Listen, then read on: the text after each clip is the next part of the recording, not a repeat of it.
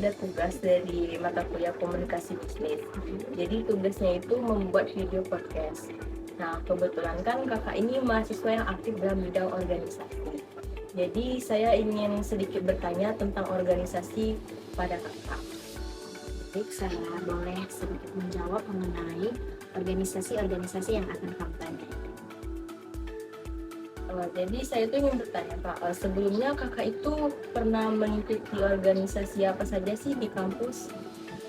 Selama di kampus itu saya pernah mengikuti 3 organisasi. Yang pertama itu saya ngikutin Hima, yang kedua saya ikutin tuh BEM Fakultas Ekonomi, dan yang ketiga itu saya mengikuti seni. Nah, di sana saya mengikuti organisasi-organisasi tersebut itu dalam jangka waktu 1 tahun 1 tahun.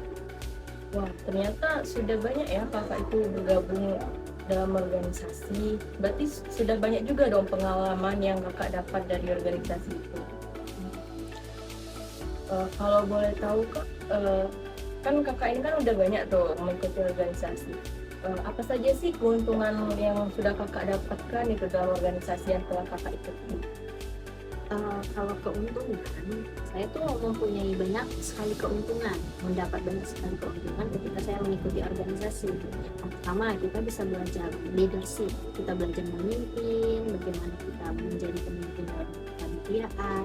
Yang kedua, kita tuh bisa belajar mengendalikan tim, bagaimana sih kita dalam bekerja bersama tim, bagaimana dengan organisasi-organisasi yang lain. Dan juga yang ketiga, kita itu mendapat relasi yang banyak seperti di luar organisasi. Selanjutnya itu bisa Anda coba sendiri kalau Anda berminat bergabung bersama organisasi. Tapi ini Kak, saya mau nanya juga, kan kakak ini kan mahasiswa juga kan, pasti kakak kan masih kuliah dan kakak juga ikut organisasi gitu. Nah, cara kakak membagi waktu antara perkuliahan dengan organisasi itu gimana? Kalau untuk membagi waktu, saya itu mementingkan mana sih yang menjadi kewajiban saya. Seperti saya ini kan mahasiswa yang pastinya kewajibannya itu belajar. Nah, berarti saya itu harus belajar sebelum saya memulai organisasi. Saya harus rajin dulu kuliah, saya tidak pernah bolos, membuat tugas. Begitupun dengan organisasi. Ketika organisasi itu mengharuskan saya untuk hadir, maka saya lihat dulu skala prioritasnya, mana sih yang lebih harus saya dahulukan. Oh gitu ya Kak. Jadi sebenarnya itu Kak, saya itu juga ada minat untuk mengikuti organisasi gitu. Tapi saya itu belum tahu cara untuk memulainya itu gimana gitu. Kalau boleh tahu gimana ya Kak untuk memulai dalam organisasi? Sebenarnya kalau untuk memulai itu tuh yang pertama sekali yang saya rasakan untuk memulai organisasi itu, saya tidak mengikuti jejak teman. Saya itu independen, saya sendiri berarti itu. Saya nggak ngajak teman-teman saya nggak ngikut teman-teman saya sendiri. Ketika saya minat dalam hal itu, saya sendiri yang mengejarnya. Karena kalau kita ngikutin teman, kita nggak tahu arahnya kemana. Karena yang tahu diri kita ya kita sendiri.